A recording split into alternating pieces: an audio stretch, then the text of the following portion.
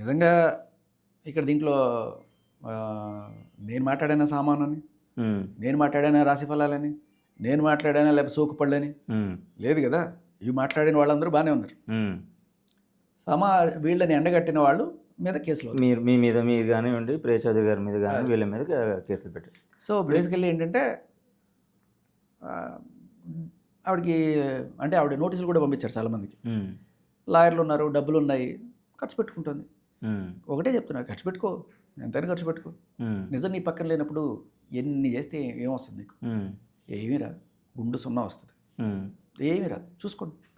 నా నమ్మకం అయితే ఇది ఖచ్చితంగా. ఆవిడ ఏ కంప్లైంట్లో ఏమైతే మెన్షన్ చేస్తుందో నా వాక్ స్వాతంత్ర హక్కుని నేను వినియోగించుకోవని శివాజీ మీద కామెంట్ చేశాను. మరి మిగతా వాళ్ళు ఏం చేస్తున్నారు? వేరే హక్కులు ఏమైనా చేస్తున్నారా? వాళ్ళ హక్కే కదా అది కూడా. నీకు ఎలా హక్కు ఉందో వాళ్ళకే హక్కే ఉంది. నాకు ఇక్కడ శివాజీ గారి గురించి ఒక చిన్న కన్సర్న్ కూడా ఉంది. ఆయన మాటలు అనిపించుకొని కూడా సైలెంట్గా ఉన్నాడు ఆయన మనిషి. నేను అదే అంటున్నాను. ఇప్పుడు మీరు ఇంత స్టాండ్ తీసుకొని ఒకసారి కొంతమంది మనుషుల సైలెన్స్ కూడా ప్రమాదకరం. అంటే తప్పును అంగీకరించినట్టు అవుతుంది కదా అక్కడ. అదే సామెత గుర్తురాట్లా, మూర్ఖుడి అరుపుల కన్నా మేధావి మౌనం అనేది అవును చాలా ఉన్న డైలాగ్ అది. ఇప్పుడు చాలా వందల మంది చేస్తున్నారు. నెక్స్ట్గా అందరు శివాజీనే మోస్తున్నారు. మీరు నేను అన్న డిస్కషన్ కూడా మేబీ కింద కామెంట్లో శివాజీ 100% కరెక్ట్ అని పెడుతున్నారు డెఫినెట్గా. కానీ ఎక్కడ పోయాడు మనిషి?